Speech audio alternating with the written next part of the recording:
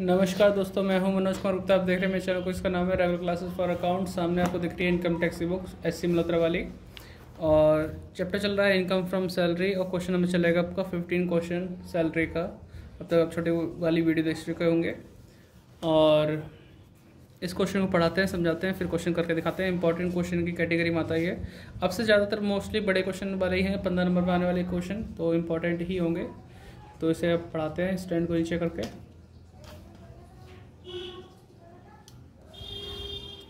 ठीक है, देख पा रहा होगा। देख भाई, इसमें लिखा है mister X an employ with a furniture dealer submit the following particular of his income for the assessment year 21-22 and you are required to compute his gross income from salary. Gross पूछा है ना कि taxable, तो deduction वाला scene मत करना इसमें, normally plus करते ही आंसर आ जाएगा। फिर इसमें बोला है बेसिक सैलरी 1 अप्रैल 2020 से स्टार्ट होता ना, देखो क्योंकि हमारा 21-22 तो असेसमेंट ईयर है। 20-21 क्या हुआ? Previous year. तो 20-21 यानी 2020 से स्टार्ट हुआ साल, 12,000 सैलरी पे स्टार्टिंग हुई इसकी। DNS अलाउंसेस कितना है? DNS अलाउंसेस लिखा ना 1,000 per month, which is taken into account for retirement benefit. Retirement benefit बोला हो, फॉर्मिंग पार्ट ऑफ सैलरी बोला हो, मतलब ये जुड़ने वाला आइटम है, ये जुड़ेगा ही जुड़ेगा। ठीक है, 1,000 रुपये पर मंथ के हिसाब से, तो किसी भी कैलकुलेशन में से जोड़ के दिखाना पड़ेगा। रेंट फ्री फर्निश्ड एकोमोडेशन इन मुंबई में बिना रेंट के अनफर्निश्ड हाउस दिया गया है रहने की जगह। ठीक है, फर्नीचर वर्नीचर नहीं है, बस रेंट फ्री है। The rent paid by employer कितना पे करता है इसमें? 5,000 रुपये रेंट पे करता है। ठीक है, पर मंथ। हाँ, एम्प्लॉयर पे कर रहा है, एम्प्लॉय नहीं कर रहा, एम्प्लॉयर कर रहा है, कोई बात नहीं। आगे अब देखो, the rent paid by employer, मतलब ये रेंट पे कर रहा है, तो ये मकान जो होगा वो एम्प्लॉयर का खुद का नहीं है। खुद का होता है तो पॉपुलेशन वगैरह दी होती है, ये किराए पे लेके दे रखा है। तो ऐसी कंडीशन में सैलरी का 15% या फिर जो किराया एम्प्लॉयर ने दिया वो, इन दोनों में से जो भी कम होगा वो वैल्यू मानी जाएगी।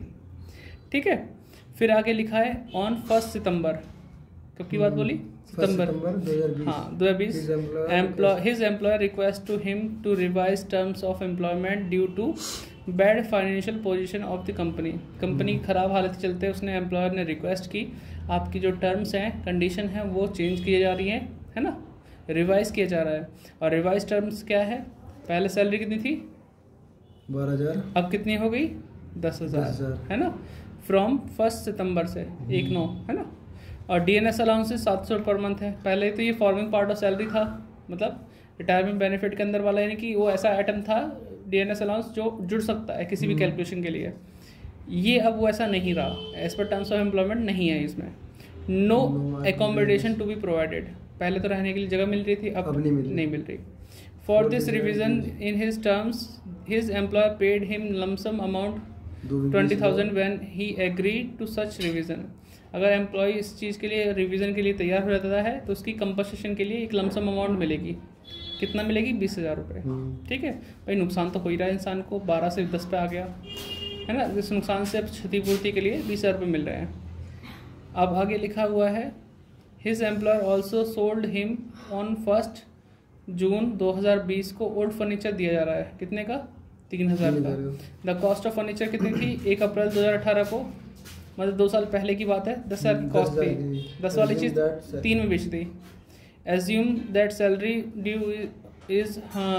Is due on last day of month. इसका मतलब होता है सैलरी कब ड्यू हो रही है? लास्ट में हो रही है। इसका मतलब है 1 अप्रैल से 31 मार्च वाला साल चलेगा। अगर नेक्स्ट डे ऑफ फर्स्ट नहीं है, अगर लिखा होता 1st day of next month, तो हम मानते हैं यहाँ पे 1 मार्च से 28 फरवरी तक का साल, क्योंकि यहाँ पे ऐसा होता है कि ना, इस महीने सैलरी अगले महीने मिलती है। तो अब बात ऐसी है, तो फिर हम मार्च से लेकर 28 तक का साल कैलकुलेट करते हैं उस समय। ठीक है, जब भी ऐसा लिखा होता है। अब इस पर ये तो बताया नहीं डेप्रिसिएशन क्या होता है, इसके बारे में पीछे थ्योरी में बता रखा है, मैं इसको दिखाऊंगा जब कराने से पहले इस पॉइंट को, कि 10% डेप्रिसिएशन लगती है SLM के अकॉर्डिंग फर्नीचर वगैरह पे। ठीक है, तो इस क्वेश्चन करके दिखाते, समझ में आ गया हो तो आप इसे स्क्रीनशॉट ले लो और फिर इसे करते हैं। इसलिए पूरी वीडियो देखा करो, और कुछ अगर चाहो तो आप डिस्क्रिप्शन भी चेक कर लेना। ठीक है, एक वीडियो मैंने बनाई थी तो उसके बारे में है। ठीक है, अपना कंट्रीब्यूशन अगर करना हो तो डिस्क्रिप्शन चेक जरूर करना। तो लिख के दिखाते हैं, इस क्वेश्चन को करके दिखाते हैं। तो क्वेश्चन नंबर 15, ठीक देख पा रहे हो आप। सबसे पहले लिखेंगे computation of taxable income from salary for the assessment year 2021 और 22, ये लिख दिया हमने। अब हमारे पास जो सैलरी की बेसिक कंडीशन है, बेसिक सैलरी जो है, बेसिक सैलरी, तो इस तरीके से सैलरी आएगी। पहले तो 12,000 इंटू, अब देखो अप्रैल से लेकर सितंबर से पहले पहले गिनो अगस्त तक कितना टाइम होता है, क्योंकि सितंबर सैलरी चेंज हो रही है ना। हाँ, तो अप्रैल से गिनो, अप्रैल, मई, जून, जुलाई, अगस्त, 5 महीने हुए। ठीक है, तो ये 12,000 सैलरी 5 महीने की है। 1 सितंबर है लास्ट का, 1 सितंबर बोला था, तो अगस्त तक गिन ली। फिर 10,000 सैलरी हो गई, जो कि 7 महीने, क्योंकि 12 महीने होता टोटल, 5 महीने सैलरी ये है, तो 7 महीने दूसरी वाली होगी। तो कितनी हो गई? 60,000 ये, और ये कितनी हो गई? 70,000। टोटल सैलरी कितनी हो गई? 1,30,000। ऐसा कोई दिक्कत तो नहीं। दूसरी चीज़ मिलती है डीएनएस अलाउंस, डीएनएस अलाउंसेस। ठीक है, तो पहले था हमारा 1,000 रुपये, जो कि फॉर्मिंग पार्ट ऑफ सैलरी है, तो 5 महीने का कितना हुआ? 5,000। और दूसरा हो गया हमारा अलाउंस, कितना हो गया था? 700 हो गया था ना। 700 इंटू 7, तो ये हो गया 4,900, तो 9,900 आ गया। ठीक, 9,900। तीसरा आइटम क्या था इसमें? रहने के लिए मकान भी था, है ना। तो यहाँ लिखता हूँ value of rent free house, मतलब रहने की जगह, वही हाउस में ही रहने को बोलेगा। तो इसका तो कैलकुलेशन बाद में करेंगे, क्योंकि वर्किंग नोट वाला पार्ट है, थोड़ा सा बाद में सॉल्व करने के लिए। इसके अलावा मैं क्या बोला था, यहाँ तक तुमने पढ़ लिया, ये भी हमने पढ़ लिया, नो कम्यूटेशन था इसमें। फिर लमसम अमाउंट मिल रही थी 20,000 रुपये, है ना। ठीक है, चौथा कंपनसेशन। ठीक है, इसके कंपनसेशन के लिए तो मिली है इसमें, कंपनसेशन रिसीव्ड कितना मिला था? 20,000 रुपये लमसम के तौर पे, है ना। फिर उसने कहा कि भाई इसने, एम्प्लॉयर ने एक फर्नीचर 3,000 का बेचा, जिसे उसने 10,000 का खरीदा था। 2 साल का समय हो गया, तो इस पर कितना डेप लगेगा वो बतानी है। तो यहाँ पे लिखूँ मैं 5th point, value of furniture. ठीक है, अब इसको लिखने के लिए मैं थोड़ा सा समझाना चाहूँगा। पीछे 104 नंबर पेज पे लिखा है इसके बारे में, कि डेप के बारे में 10%, क्योंकि आपको विद प्रूफ बताऊंगा तो ज़्यादा सही रहेगा। 104 नंबर पेज पे यहाँ लिखा है cost of assets, computer electronic के लिए 40% WDV पे लगती है डेप्रिसिएशन, है ना, ईच कंप्लीटेड ईयर। अगर डेप्रिसिएशन, अगर मैं इसे बेचने लगूँ कंप्यूटर इलेक्ट्रॉनिक आइटम को, तो 40% on the basis of WDV method के अकॉर्डिंग लगेगा। मोटर कार पे 15% लगेगा डेप, है ना।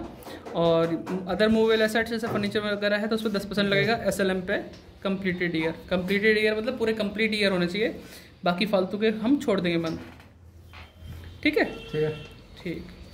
तो अभी हम बात करें इसमें कि ये कब खरीदा गया था? 1 अप्रैल 2018 को खरीदा गया था 10,000 का, बेचा है 1 जून 2020 में, तो 18 से 19 1 साल हो गया, 19 से 20 सेकेंड ईयर हो गया, है ना, अप्रैल मार्च तक का, है ना। बाकी तो फालतू महीने 2-3 महीने, है ना, उसे छोड़ दो।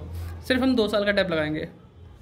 ठीक, अब इसे करेंगे कैसे हो? देखो, वैल्यू फर्नीचर, फर्नीचर की वैल्यू थी, मैं यहीं कर देता हूँ वरना वर्किंग नोट करना पड़ेगा, माइनस डेप, डेप लगे 10% SLM पे। भाई 10,000 का 10% कितना होता है? 10% 1,000। 10,000 का 10%, हाँ 1,000 होता है, इंटू 2 साल का लगेगा, तो कितना डेप हो गया? 2,000। 10,000 वाले सामान की कीमत कितनी आ गई? 8,000। सेल कितने में किया? 20। सेल किया था 3,000 में। 8 वाला कितने में बेच दिया उस एम्प्लॉय को? 3 में। तो कितना एहसान दिखा दिया इसके ऊपर? 5। ये एहसान जो दिखाया ना, यही इसकी सैलरी में जोड़ के दिखाना पड़ेगा कि उसे 8 वाली चीज़ 3 में दे दी। अच्छा, कोई और इंसान होता तो 8 वाली चीज़ 8 में बेचता उसको, ये इसमें कितने बेच दिया? 3 में। तो 5,000 का एहसान हो गया। ठीक है, और तो कुछ है नहीं इसमें, बस ये रेंट फ्री हाउस का पॉइंट रह गया, बाकी तो हमने पॉइंट लिख दिए। और पूछा गया इसमें सिर्फ ग्रॉस सैलरी पूछी है ना, तो ग्रॉस सैलरी अभी बताते हैं। तो ये तो चीज़ हमने यहाँ तक लिख दी है, देखो आपको दिख रहा होगा। अब वर्किंग नोट में करके दिखाते हैं value of rent free house का। Working note value working house of rent free house. Rent free house के निकालने के लिए सबसे पहले लिखते हैं 15% ऑफ सैलरी। ठीक है, थोड़ी सी आवाज़ आ रही है बेटा, सब चीज़ सीखने की थोड़ा इग्नोर करना। तो 15% ऑफ सैलरी, राइटिंग थोड़ी ऐसी होगी यार। ठीक है, सैलरी। अब सैलरी क्या लेते हैं, जिस समय मैं घर मिल रहा था वो समय था 5 महीने का स्टार्टिंग का, है ना। ये 60,000 की सैलरी हुई। डीए मिल रहा था, कौन सा वाला, एज पर टर्म्स ऑफ एम्प्लॉयमेंट, तो डीए जोड़ देंगे। और कुछ तो है नहीं ऐसा जो मिलने लायक हो, तो हम लिखेंगे यहाँ पे 60,000 सैलरी के 5,000 डीए का, तो 65,000 हो गया। 65,000 का 15% निकालो, कितना होता है।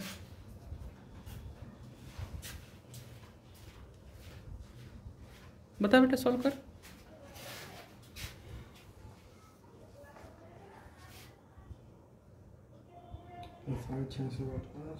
पैंसठ 65,000 का 9,750 9,750 ये आ गया। और दूसरा पॉइंट होता है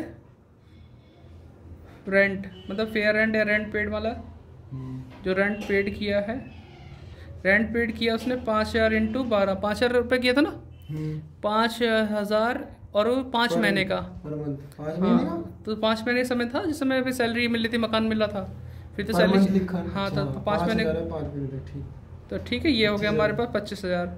बताओ इनमें से कौन सा कम है, विच एवर इज लेस, 9,750, तो यही आपका आएगा। अगर इसमें फर्नीचर लगा होता तो सर फर्नीचर का 10% ऐड कर देते, और कुछ चार्ज किया जाता रेंट के रूप में तो उसे माइनस कर देते, जी। लेकिन अभी ऐसा कुछ नहीं है, तो ना तो फर्नीचर है ना कुछ है, तो ये आ जाएगा 9,750। यहाँ लिख दूंगा 9,750। अब इसे प्लस करिए बेटा दीपक। इसको बताइए। हाँ, पहले लिखो 1,30,000, ठीक है, प्लस 99,100, ठीक है, फिर प्लस 9,750, प्लस 20,000, प्लस 5,000,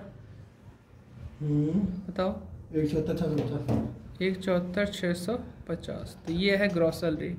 अगर टैक्सेबल सैलरी निकालनी होती तो स्टैंडर्ड डिडक्शन नाम से 50,000 माइनस कर देते, फिर आंसर आ जाता। तो अभी इतना ही पूछा तो इतने हम निकालेंगे, तो आप इसे नोट डाउन कर लो। ठीक है, उम्मीद करता हूँ क्वेश्चन समझ में आया होगा। मिलते हैं, बाकी यार डिस्क्रिप्शन चेक कर लेना आप लोग। चलो ठीक, बाय बाय, टाटा।